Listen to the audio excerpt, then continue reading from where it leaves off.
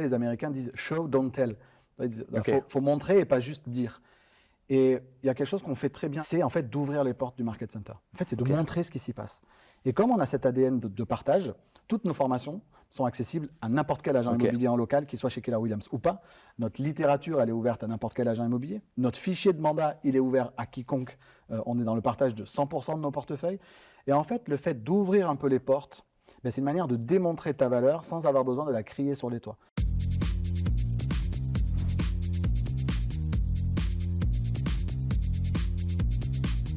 Bonjour à tous et bienvenue dans ce nouvel entretien IMO 2.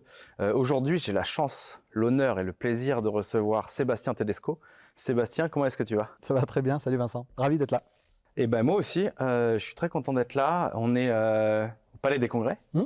Est-ce que tu peux m'expliquer, avant qu'on passe à la phase question, où est-ce qu'on est, pourquoi on est là et qu'est-ce qui est en train de se passer aujourd'hui? Tu as l'habitude des grandes scènes. Mhm. Et on a eu la chance de te faire intervenir ce matin. On est au Palais des Congrès de Paris pour ce qu'on appelle notre Family Réunion. La Family Réunion, c'est notre convention nationale, c'est la réunion de famille 2024. On a plusieurs centaines de nos agents, de nos membres qui sont présents aujourd'hui. On a vécu une très très belle première matinée. Ok. C'est 2 jours de contenu très très intense. Il faut savoir qu'on a une approche de la convention, entre guillemets, qui est très orientée contenu.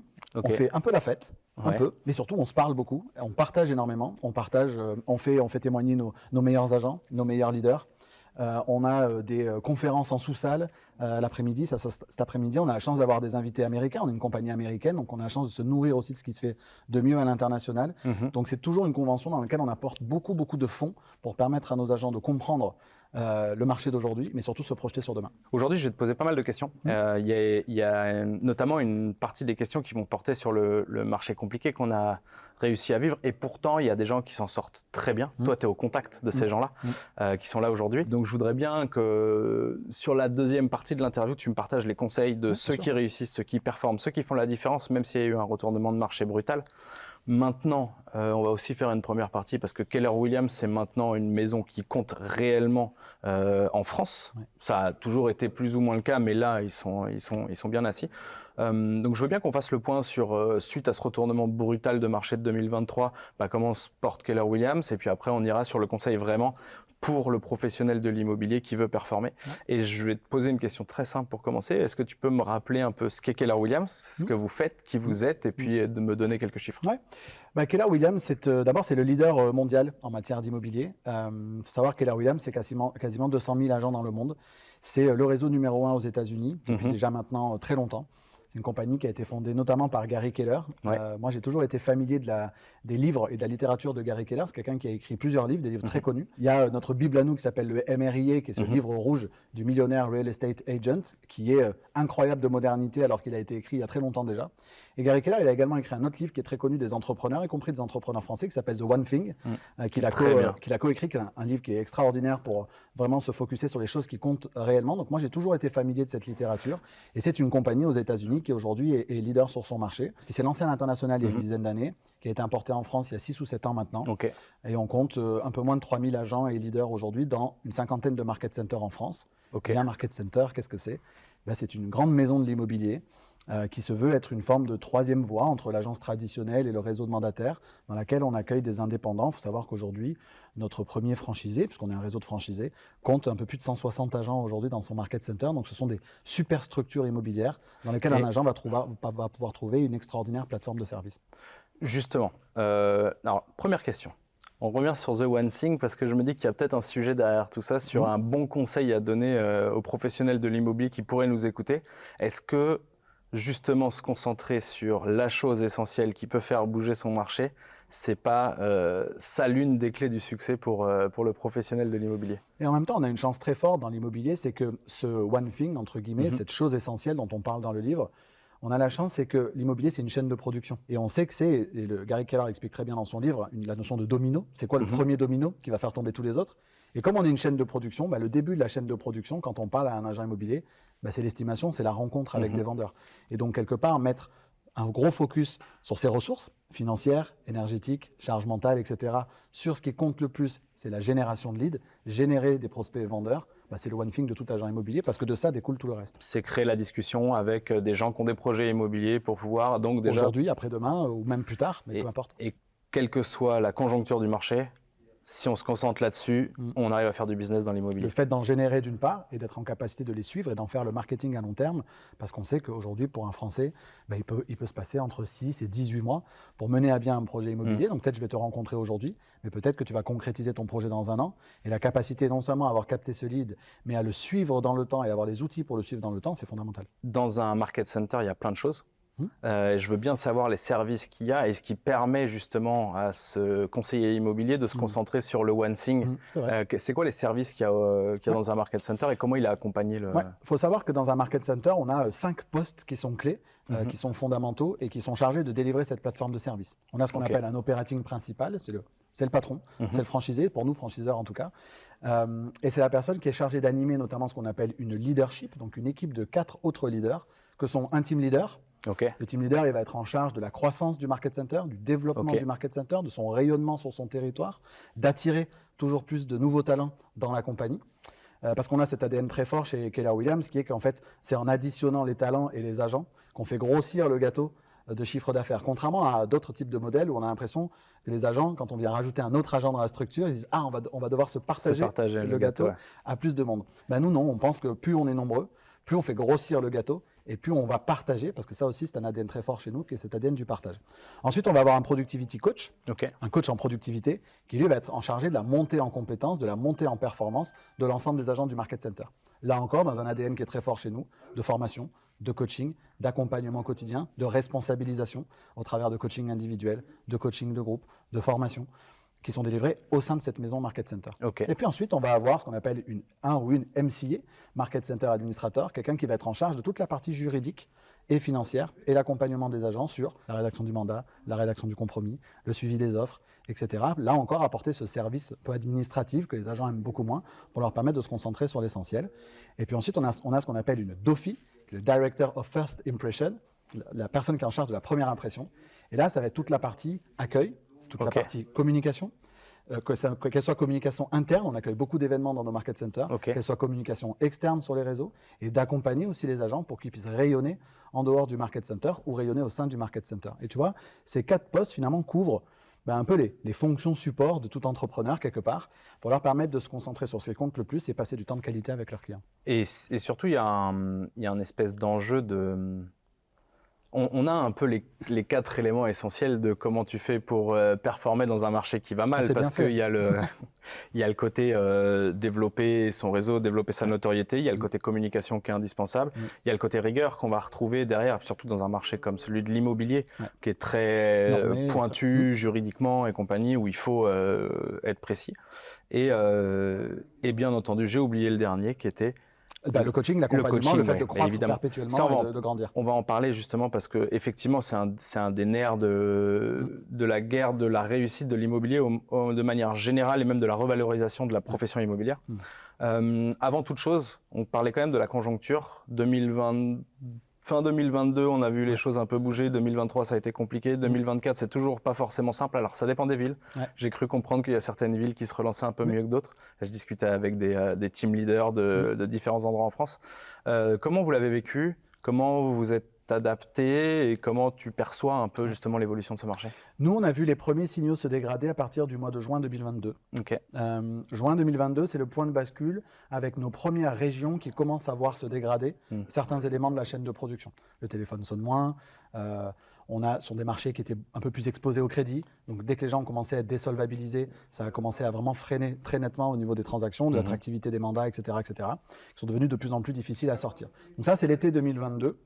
Et on va dire que ça a commencé à se dégrader au fur et à mesure. Donc les régions ont fini par tomber les unes après les autres là-dessus. Jusqu'à l'été 2023, il y a encore des régions qui ont encore réussi à surfer sur la dynamique précédente jusqu'à l'été 2023. Et depuis septembre 2023, certains ont vu commencer à se dégrader certains éléments de la chaîne de production. Pourquoi je parle de chaîne de production? Parce que c'est quelque chose qu'on monitore énormément. On a la chance d'avoir des outils tech très puissants sur le pilotage de l'activité.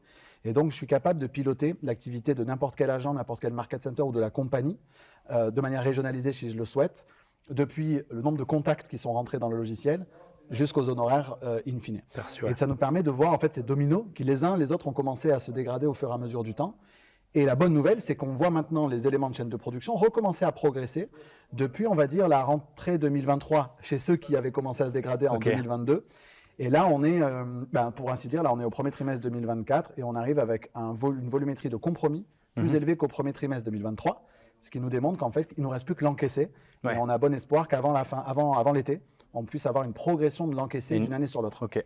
Et ça me fait penser à deux choses. La première, c'est un deuxième conseil qu'on pourrait donner, parce que je trouve ça hyper intéressant. Moi, pour discuter beaucoup avec des agents immobiliers, j'ai l'impression que la difficulté qu'il y a eu, c'est le retournement de marché, mais brutal. Ouais. C'est la brutalité avec laquelle c'est arrivé, et pas tellement le retournement de marché en soi, qui n'importe quel bon professionnel de l'immobilier sait s'adapter à ce genre de situation, surtout qui prend de la valeur.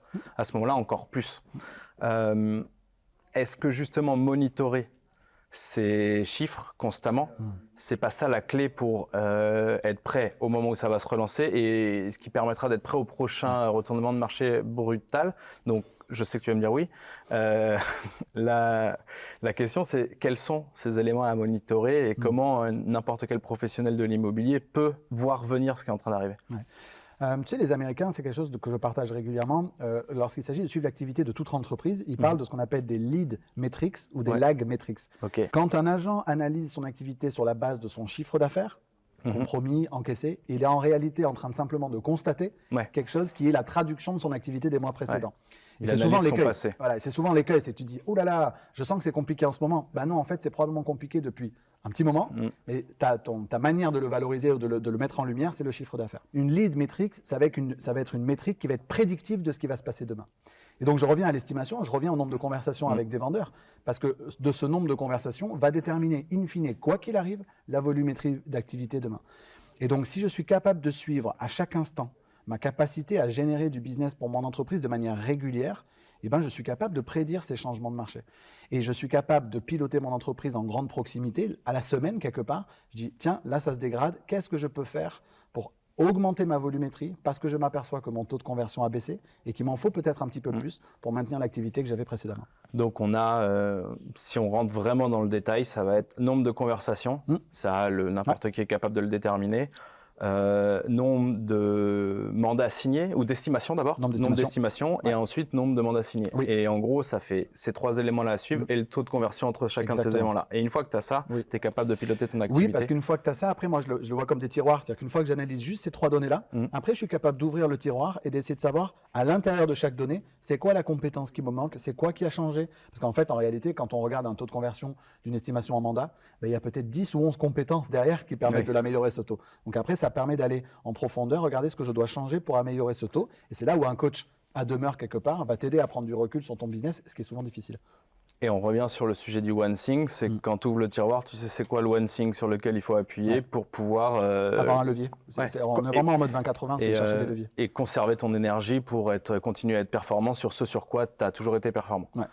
Deuxième chose que j'ai entendue dans ce que tu m'as dit et que je trouve très intéressant, c'est que tu dis plus ou moins un an, j'allais dire un an et demi, mais entre un an et demi et 2 ans entre le premier marché, les premiers signaux et les premiers signes de… Donc en gros, n'importe quelle personne qui sait dire « moi mes signaux ça a été à tel moment », il est capable de se dire sur les 1 an et demi, ça devrait rebouger. Il y a une vraie régionalisation de ce point de vue-là, parce que aujourd'hui le marqueur principal de l'activité, c'est le crédit. Et on a des régions qui sont plus ou moins exposées au crédit. Donc on a des régions qui non seulement ont démarré plus tard, mais vont sûrement avoir connu une crise, on va dire, plus courte et moins brutale que sur d'autres régions. Il y a des régions, on parle quand même de 40 à 45% de volume de transactions en moins, ce qui est énorme et voire dramatique pour certaines entreprises. Tu peux me dire les régions ? Est-ce que tu en as quelques-unes en tête Ouais, on a pas mal de chiffres parce qu'on s'est rapproché aussi des notaires en local. Je pense à Toulouse, je pense à la métropole toulousaine, je pense à la métropole lyonnaise, qui doit être de l'ordre de moins 25%, si je ne dis pas de bêtises, en termes de volume.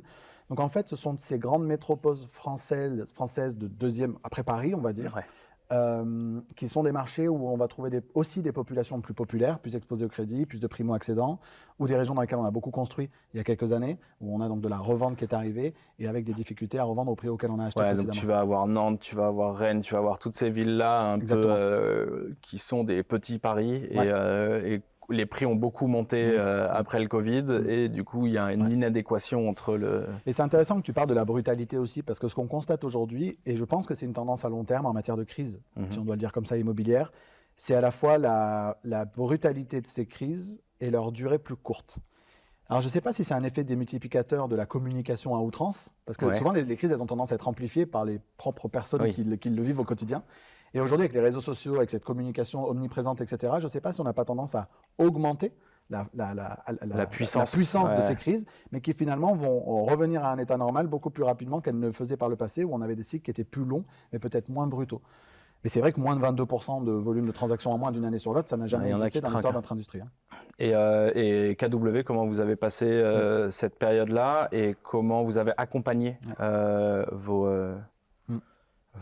team leaders, vos conseillers, qu'est-ce que vous avez fait pendant cette période-là? Comment vous avez géré cette situation? Alors, comment on s'est comporté? On va le partager demain matin d'ailleurs avec tous les agents qui seront là ici dans ce palais des congrès. On a surperformé le marché. Okay. Alors, surperformer le marché, c'est un mot politique pour dire qu'on a souffert, mais qu'on a moins souffert que le marché. On se le disait à l'instant, quand le marché recule de peut-être 22%, quand tu es dans une compagnie qui fait peut-être moins 5% en volume, tu es une compagnie qui en fait a gagné des parts de marché. Et c'est un petit travail mathématique qui n'est pas simple à faire, mais que j'ai fait et que je présenterai demain à tout le monde. C'est que nous, on estime qu'on a gagné à peu près 16% de parts de marché. Alors, quand on dit 16%, c'est pas je passe de 5 à 21% de parts de marché. C'est la part de marché que j'avais précédemment sur l'ensemble des transactions immobilières françaises. Je l'ai fait progresser de 16%. D'un cinquième quasiment. Parce que j'ai surperformé le marché. Alors, comment on fait ça? En revenant à nos fondamentaux à nous et en permettant aux agents de revenir aux leurs. Et souvent, on se demande s'il y a une solution miracle dans ces cas-là. Et souvent, la solution, c'est la plus simple. Mais ce n'est pas parce qu'elle est simple qu'elle est facile à mettre en œuvre. C'est de revenir aux vrais fondamentaux de notre métier. Donc, nous, on est revenus à nos fondamentaux qui sont notre ADN profond chez Keller Williams, qui est l'accompagnement, le coaching. On a délivré des dizaines de milliers d'heures de live stream pour apporter de la valeur à nos agents toutes les semaines. Donc, on a musclé toute l'année 2023 les prises de parole pour éduquer, pour faire la pédagogie du marché, pour partager les chiffres, faire monter en compétence nos agents. Ensuite, avec mes équipes, c'est faire monter en compétence les leaders, donc les team leaders, les productivity coachs, les franchisés, sur, là encore, cette connaissance du marché, cette pédagogie, ces évolutions, cette prise de recul. Donc, on a renforcé le coaching et l'accompagnement. Nous, on anime des ateliers avec mes équipes quasiment toutes les semaines pour les team leaders, les productivity coachs. Donc, on va très, très loin dans cet accompagnement à leur côté. On renforce notre ADN aussi sur la technologie. On a la chance d'être propriétaire de notre technologie chez Keller Williams. Donc, ça nous permet de faire les ajustements aussi. Quels ajustements technologiques vous avez fait par exemple? En fait, c'est le marché qui nous les dicte. Tu vois, peut-être que tu as une roadmap de développement de ta technologie, et puis à un moment donné, tu te dis, oula, là, nos agents, ils ont besoin de ce truc-là, parce que l'acquéreur revient en force, et que peut-être que revenir, je dis un truc, peut-être qu'on va avoir besoin de faire beaucoup, beaucoup plus de baisse de prix. Donc, est-ce qu'on ne peut pas améliorer notre bilan de promotion? Est-ce qu'on ne peut pas l'automatiser pour faire gagner du temps à nos agents? Donc, tu vois, c'est ce genre de développement ou d'amélioration progressive qui vont fluidifier. Qu'on va venir enchasser dans notre roadmap qui était prévu en disant là, c'est priorité au business, ce truc-là, c'est devenu hyper important. On doit donner cet outil à nos agents parce qu'il est congruent avec l'état du marché actuellement. Et justement, toi, ton rôle, parce qu'on n'en a pas parlé, on a compris que tu étais chez Keller et que tu avais un rôle qui a l'air d'être assez vaste. Tu as ce rôle-là d'être auprès des clients, parce que tu me dis que tu fais de la formation pour eux, tu les accompagnes, tu crées du contenu, puis tu vas au contact terrain. Toi, tu es un ancien agent immobilier. Je me souviens, il y a un jour, on en parlait du fait que, au lieu de rentrer ton premier mandat, tu jouais à la PlayStation. Je ne sais pas si tu te souviens. Je me souviens très bien. Le pote avec qui je jouais s'en souvient encore aussi. Et donc, tu as connu ces moments-là, tu as connu ces moments compliqués. Et aujourd'hui, est-ce que tu peux nous expliquer un peu ton rôle et comment tu as un impact sur la technologie, comment tu as un impact sur la formation? Parce que j'imagine que même sur la formation, tu as une roadmap et où tu vas plugger, dire bah non, là, le sujet, c'est comment on fait une vraie découverte acheteur en ce moment. Exactement. Tu peux nous parler un peu de ton rôle? Oui, tu l'as déjà bien résumé. Donc moi, je suis directeur des opérations aujourd'hui au sein du groupe Keller Williams France. À ce titre, j'ai des équipes de consultants à mes côtés. Ces consultants, ils se déplacent en market center pour accompagner les leaders. Donc je reviens, les team leaders, les productivity coachs, les MCA, les DOFI, les OPI. Donc ils vont à leur contact sur le terrain pour les accompagner. Je m'occupe également de toute la branche marketing, communication, événementielle aussi du groupe. À travers ça, il faut entendre aussi tous les outils de communication qu'on met à disposition de nos franchisés pour les aider à bien communiquer, à bien exister, à développer leur notoriété, etc. Donc, il y a toute cette partie-là. Et comme tu l'évoquais, on a la chance d'avoir deux autres départements qui sont fondamentaux, nous, dans notre compagnie. Un département qu'on appelle méthode et compétences, qui est le département qui va être en charge de développer les outils métiers, les outils tech, et la formation et le coaching. Donc je dis deux départements, mais c'est le même département avec la partie formation d'un côté et la partie tech. Et donc, à travers mes consultants et mes passages en market center, je les ai tous visités en un an, les 50, donc j'ai un peu bougé en France pour aller les rencontrer. On fait remonter les besoins de terrain pour savoir comment nous, on doit évoluer notre curseur pour être au plus proche du terrain. Donc j'ai le rôle avec mes équipes d'être cette courroie de transmission entre ce qui se passe sur le terrain et nos fonctions support et les services qu'on doit délivrer pour nos franchisés. Et est-ce que tu sens, par rapport aux autres expériences que tu as pu avoir, il y a une vraie fluidification entre ce qui est demandé sur le terrain et ce qui est fait en haut lieu? Un des gros enjeux qui a été le nôtre, moi j'ai rejoint la compagnie en janvier 2023, donc ça fait un peu plus d'un an maintenant, et un de nos gros enjeux, ça a été cette accélération que tu évoques là. C'est-à-dire comment est-ce qu'on accélère les développements, comment est-ce qu'on accélère nos mouvements pour être au plus près d'un marché qui est volatile, complexe, changeant, etc. Et qui change brutalement, parce que quand ça change brutalement, si tu mets 6 mois à t'en rendre compte ou si tu mets 1 mois à mettre les bons outils en face, ça fait une différence. Et on est challengé tous les jours par les acteurs de terrain pour ça, et ils ont raison de le faire. Et ça va jamais assez vite, et c'est normal. Et en tout cas, on fait tout pour coller au plus possible à leurs besoins et les faire évoluer le plus vite possible. Comment vous avez... quel a été l'impact sur les chiffres, tu m'as dit, en termes de part de marché. Donc, tu fais, par rapport au reste de la profession, plus ou moins plus 20%, ce qui est du coup très bien. En termes de nombre de conseillers, ça a bougé aussi? Vous avez... Ouais. Là encore, on a surperformé le marché dans le sens où on a un réseau qui est resté à ISO effectif sur 2023. Donc évidemment qu'on a eu énormément de pertes, comme tous les autres réseaux immobiliers, qu'on a su compenser par l'attractivité de notre modèle. Faut savoir que le modèle Keller Williams, c'est un modèle qui a littéralement explosé aux États-Unis pendant la crise de 2008-2009. Et c'est intéressant parce que ce sont des expériences vécues par notre compagnie qui nous ont permis aussi de faire les évolutions nécessaires pour pouvoir vivre la même chose chez nous. Pourquoi? Parce que c'est à ce moment-là que Keller Williams est devenu une valeur refuge pour les agents aux États-Unis. Et c'est cette valeur refuge qu'on veut incarner aujourd'hui sur le marché français. C'est de dire, OK, le marché est plus compliqué, je dois faire plus d'efforts, je dois avoir accès à plus d'outils, etc. Ben, peut-être que je me sens isolé dans le réseau dans lequel je suis aujourd'hui et je veux rejoindre quelque chose de plus structuré, de plus local, d'être mieux entouré, avec plus de collègues, mais aussi des fonctions support. Peut-être que je suis dans une agence plus traditionnelle où je me dis, ben tiens, il y a peut-être quelque chose qui se joue en termes d'innovation, en termes d'accès à un stock de mandats. Tu vois, je suis dans une agence, on a peut-être 30, 40, 50, 60 mandats en stock. Ben, tu rejoins aujourd'hui Keller Williams à Lyon, ben, il y en a peut-être 900. Donc tu vois, donc c'est cette super puissance qu'on incarne, qu'on veut dans un marché qui est compliqué. Alors peut-être que c'est celui-là qui repart, parce que pour moi le marché lyonnais c'est le premier qui a subi de plein fouet. Alors peut-être que tu n'as pas les mêmes chiffres, mais moi c'est ce que j'avais compris. On a un super franchisé en local qui explose tous les compteurs là depuis le début de l'année, mais évidemment qu'ils ont énormément souffert comme tous. Par contre, ils sont en train d'exploser tous les compteurs au début 2024 là. Bon bah c'est une bonne nouvelle pour Lyon, parce que ça fait un moment que.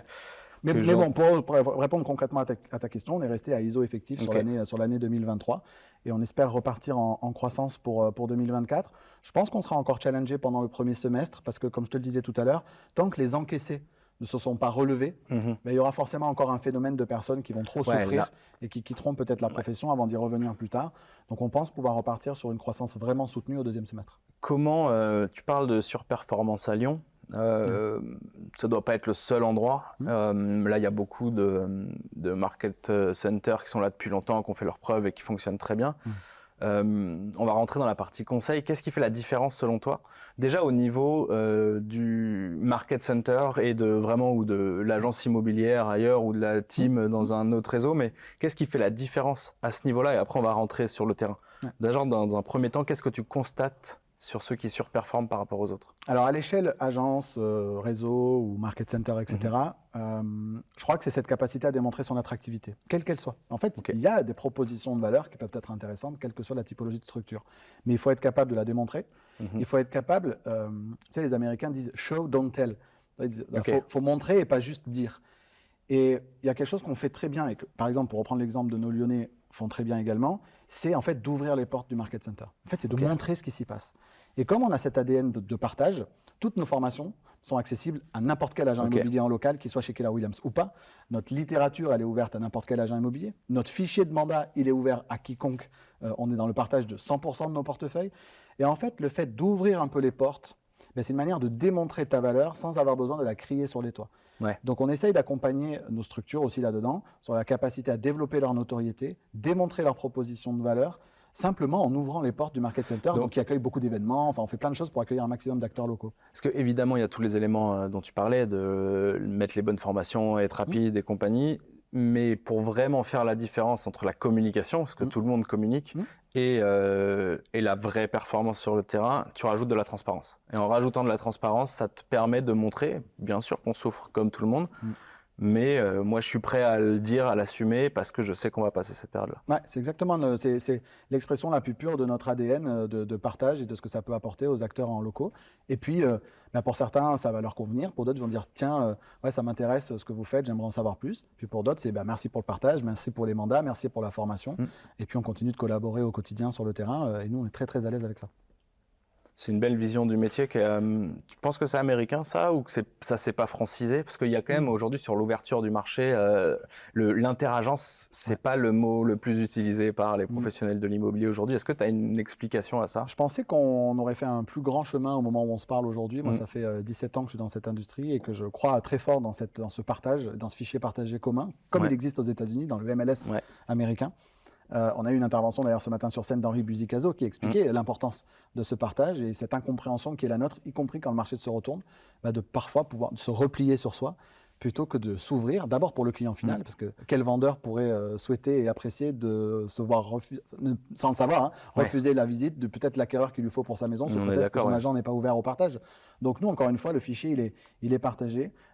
Oui, c'est très américain. On sait qu'aujourd'hui, 97% des transactions se font via des professionnels aux États-Unis, à travers que de mandats exclusifs, partagés dans un fichier commun. Ce qui là déplace aussi la proposition de valeur de l'agent dans la manière d'accompagner les acquéreurs. Parce que si tout le monde a accès au même fichier, c'est quoi qui fait la différence entre deux agents? C'est la capacité à démontrer que c'est avec moi que tu dois travailler. Tu sais de toute façon que j'ai accès à l'ensemble du fichier, mais je vais te faire vivre une expérience client qui va être très très différente. Et je pense qu'aller là-dedans en France va nous permettre non seulement d'aller agrandir ce gâteau vis-à-vis du particulier, mais peut-être d'offrir aussi une meilleure expérience à nos acheteurs. Et puis surtout de mettre son énergie ailleurs que de cacher des... Enfin bon bref, on va pas rentrer dans le débat, mais il y a un peu de ça. On revient sur The One Thing, c'est qu'à un moment, si tu te concentres sur il faut que je rentre le mandat pour pouvoir le proposer à mes clients, VS, je peux prendre n'importe quoi, et tu te concentres sur autre chose et tu apportes de la valeur à un autre endroit. Et ils font mieux que nous beaucoup de choses. Le marketing, la mise en valeur, les opérations visite libre, c'est un truc qu'on développe beaucoup chez Keller Williams France. Donc c'est porte ouverte le week-end, on va communiquer sur un bien, faire venir un maximum d'acquéreurs, créer de l'attractivité, créer de la mise en concurrence, etc. Donc on s'inspire beaucoup des méthodes américaines aussi pour essayer d'apporter de la nouveauté. Ça marche très très bien. Nous, on a la chance avec mes équipes d'animer 2 de ces journées nationales dans lesquelles on va... alors, on a fait un premier galop d'essai au mois de septembre dernier. On a eu un peu plus de 300 mandats qui ont fait l'objet d'une visite libre le même jour en France et qui nous ont permis non seulement de les vendre, d'accueillir énormément d'acquéreurs, encore une fois de sortir du bois, de montrer qu'on existe, à la fois auprès des acheteurs, des vendeurs, mais aussi auprès des confrères qui pouvaient tout à fait librement venir visiter le bien avec leurs propres acquéreurs. Donc nous, on essaye d'accompagner ça au national dans 2 opérations dans l'année, mais nos agents, certains le font tous les week-ends. Ils gardent le rythme, encore une fois, comme ce que je disais tout à l'heure sur scène, c'est que fais une chose et puis ça te donnera goût et on verra après si ça... C'est ce qui a été partagé tout à l'heure sur scène. Chaque agent, on a fait témoigner des agents qui venaient tous démontrer du truc qu'ils font, ce truc qui fait la différence sur leur marché. Moi, je développe une gazette, moi, je fais des visites libres, etc., etc. On va rentrer là-dedans, justement. Est-ce que tu as des exemples concrets pour faire la différence sur un marché, en prenant les exemples, justement, de ceux chez vous qui ont réussi à faire la diff pendant, en plus, une période qui était compliquée? Alors, j'ai entendu les gazettes, j'ai entendu... On a une douzaine d'agents qui sont venus exprimer... parce que le maître mot de notre convention sur ces 2 jours, c'est comment se différencier pour durer. Et donc chacun est venu partager un petit peu son petit truc à lui pour permettre d'inspirer les autres. On a parlé de la production d'une gazette, qui est quelque chose que je porte très régulièrement. Voilà. Et donc on a une agent niçoise qui est venue nous partager un très très beau journal qu'elle fait en local dans son quartier, qui l'a permis d'être reconnue comme la référente de son quartier, d'avoir des sollicitations d'autres associations locales pour collaborer avec elle, ce qui lui a permis d'aller au-devant des commerçants de son quartier. Elle a eu même un petit mot de la part de je dis notre maire parce que je suis niçois, mais également dans sa gazette. Donc encore une fois, c'est comment est-ce que je fais pour montrer que je suis dans une démarche différente, dans son cas elle, parce que je veux apporter de la valeur de manière totalement désintéressée, mais j'utilise ce levier pour me faire connaître et développer ma notoriété. Donc plus de notoriété. On a notre top agent, notre numéro 1 principe en France. De réciprocité. J'étais en train de le rechercher. Voilà, donc c'est ça, le principe de réciprocité. On a et développé son autorité aussi, le principe d'autorité, c'est-à-dire que je monte mon expertise aussi dans cette gazette, je partage des conseils, etc. On a eu un témoignage de notre top agent lyonnaise qui exprimait que elle, son parti pris en temps de crise, c'était de faire plus. Et donc ce qu'elle a fait, c'est qu'elle s'est dit, quand j'ai vu que le marché commençait à se retourner, je me suis dit que j'allais aller à rebours et j'allais investir plus. Donc elle a recruté quelqu'un de supplémentaire pour l'épauler dans son équipe, donc quelqu'un qui était chargé de la génération de leads. Donc dans le modèle du millionnaire real estate agent, on appelle ça le lead generator. Et donc elle est venue rajouter une ressource supplémentaire à son entreprise pour générer plus de leads, parce qu'elle s'est dit qu'elle allait devoir passer beaucoup plus de temps avec ses vendeurs pour les suivis, pour les baisses de prix, pour les accompagner. Et donc elle a délégué la charge de la génération de leads à quelqu'un dans son équipe. Donc elle est allée investir pour aller compenser la baisse d'activité d'un côté et réussir à maintenir son activité dans un marché qui s'est écroulé. Et elle a gagné énormément de parts de marché grâce à ça. Et on revient sur The One Thing. C'est l'important à ce moment-là, c'est que j'aille m'occuper de mes équipes pour les aider à maintenir le flux de ce qui rentre. Sauf que du coup, je ne peux plus leur amener des choses qui rentrent. Donc, si je dois me concentrer là-dessus, je ne peux plus me concentrer là-dessus. Donc, je mets quelqu'un à cette place-là. Et j'investis. On a eu plusieurs témoignages comme ça de personnes qui ont décidé d'aller à rebours du marché. Quand les gens se replient, ils disent moi, je vais investir de manière supplémentaire parce que je fais de cette crise une opportunité. Et cette opportunité, c'est d'aller gagner des parts de marché. Est-ce que tu as d'autres exemples? C'est quoi les conseils que tu donnerais aujourd'hui à quelqu'un qui est en plein dedans, qui sait qu'il va lui rester au moins 6 mois avant de toucher le fruit du travail et de la conjoncture qui s'améliore? C'est quoi les conseils que tu lui donnerais? J'anime en ce moment une conférence dans beaucoup de nos market centers autour de justement ces 6 conseils pour survivre dans cette période de retournement de marché. Et encore une fois, la mauvaise nouvelle, c'est que ces 6 conseils sont juste des fondamentaux du métier en fait. Donc, il y a effectivement des conseils qui sont liés à la génération de nouvelles opportunités. Donc, on a parlé comment je développe ma notoriété, comment j'apporte de la valeur à mon marché, comment je produis du contenu qui répond vraiment aux vrais problèmes des gens, comment je le rends le plus visible possible, etc., qui va être un premier conseil. Et puis, quand on remonte la chaîne de production, il va être comment est-ce que j'accompagne le prix. Donc, comment est-ce que je démonte mon expertise, et tu nous as donné des conseils tout à l'heure pour comment utiliser ChatGPT pour ça, mais comment j'utilise la data, comment j'utilise la donnée, comment je fais la pédagogie de cette donnée, comment j'accompagne mes vendeurs en remise d'estimation pour faire les choix qui vont être importants pour eux. C'est la deuxième chose. Comment est-ce que je signe plus de mandats exclusifs? Donc là encore, comment je démontre ma valeur. Et puis, quand on remonte la chaîne de production, il y a des fondamentaux qui ont été oubliés. La découverte acquéreur. Donc, comment est-ce que par la découverte acquéreur, j'arrive non pas à faire exprimer ce que la personne souhaite acheter, ça s'appelle un portail immobilier, mais comment est-ce que je vais l'aider à exprimer ce qu'il pourrait acheter. Et par la découverte et la qualité de la découverte, on va peut-être exprimer de nouveaux besoins, venir être la personne qui va peut-être montrer des biens un peu différents que ce que les confrères vont montrer, ou ce que même l'acquéreur lui-même avait envisagé, pour ouvrir le spectre. Et quand j'ouvre le spectre et qu'en plus je suis dans un marché où les stocks augmentent, je me remets dans un autre fondamental de ce métier, qu'on appelait historiquement la trivisite, c'est de s'obliger à ne pas sortir avec un acheteur sans nous montrer 3 biens à chaque fois que l'on va sortir en tournée de visite. Parce que les acheteurs achètent par effet de contraste, et ce contraste, on a besoin de le faire avec nous, et pas juste de laisser la personne faire son cheminement par elle-même. Et puis derrière, il y a un état d'esprit. Et cet état d'esprit, c'est de comprendre que certes, la situation, elle peut être plus compliquée, de manière très réaliste, mais que par contre, je garde, quoi qu'il arrive, une foi inébranlable dans le fait qu'il existe un chemin possible demain pour faire de cette crise une opportunité d'aller gagner des parts de marché. Et pour beaucoup de nos agents, ça a nécessité de se poser les bonnes questions, et on les accompagne pour ça. Pourquoi est-ce qu'ils font ce qu'ils font? C'est quoi leur moteur finalement au quotidien? Quels sont les besoins des clients? Et comment est-ce que je m'adapte perpétuellement à ce marché qui est mouvant? C'est intéressant, c'est marrant parce que sur l'effet de contraste, sur le principe, il y a beaucoup de choses qui sont très utilisables. C'est de la psychologie. En fait, ce qu'on est en train de se dire, c'est que c'est de la psychologie humaine. Je crois que le métier d'agent immobilier, c'est du coaching de prise de décision. On va coacher nos clients pour qu'ils prennent les bonnes décisions. Et quand on coach quelqu'un pour qu'il prenne les bonnes décisions, il y a tout un tas de biais cognitifs qui rentrent en jeu. Il faut utiliser pour l'aider à faire les bons choix. À faire les bons choix. Je retiens quand même un message qui est assez simple, c'est qu'à un moment, il faut revenir à la réalité. Il faut se dire, effectivement, c'est une crise pour tout le monde. C'est entre guillemets normal de la subir, c'est entre guillemets normal de faire le dos rond. Mais ça ne veut pas dire que faire le dos rond, ça ne veut pas dire ne rien faire. Et donc, il faut revenir à des choses simples qui ont toujours marché. Déjà, connaître ses indicateurs, savoir quand est-ce que ça va être le moment pour être le premier prêt sur quand ça arrive. Et ensuite, c'est de revenir aux fondamentaux, savoir sur quoi je dois me concentrer, et puis comment je fais toutes les étapes de la chaîne de valeur immobilière. De toi à moi, sans aller dans un côté très utopiste, il y a quand même une bonne nouvelle dans tout ça, c'est que si c'est difficile pour nous, c'est difficile pour nos vendeurs. Et si c'est difficile pour nos vendeurs, ça veut dire qu'on va pouvoir enfin, de nouveau, après plusieurs années de défis de ce point de vue-là, démontrer ce qui est réellement notre valeur. Parce qu'ils vont avoir besoin d'un professionnel pour les aider, bien plus qu'ils n'en avaient besoin ces 5 ou 6 dernières années. Et donc, la bonne nouvelle dans tout ça, c'est qu'en remettant l'acteur agent immobilier au centre du débat et dans sa pleine puissance et sa pleine valeur, eh ben, on va pouvoir continuer d'accompagner plus de clients parce qu'ils auront encore plus besoin de nous. Bah, je trouve que c'est une très belle conclusion à cet entretien et j'aime beaucoup l'idée de se dire que l'immobilier, ça reste une grande profession où tout le monde a le même combat, c'est d'aider les gens à trouver un logement. Ouais. Et que en ce moment, c'est le moment où ils sont entre guillemets le plus utiles et tous ceux qui s'en rendront compte et qui mettront les bons éléments en face, et bah, ils vont faire de ce marché un marché encore plus beau qu'il l'est déjà. Ils vont faire la différence. Merci Sébastien. Merci Vincent, c'était chouette. Et ben ouais, plaisir partagé. Et puis à très bientôt sur Imo2. Tu peux dire au revoir à notre communauté. Allez, à très bientôt à toute la communauté Imo2 que je connais très très bien et que j'ai grand plaisir à retrouver très régulièrement. Et si vous avez des questions à poser à Sébastien, n'hésitez pas à mettre des commentaires sous la vidéo. Un grand plaisir. Ciao. Salut Sébastien. Ciao.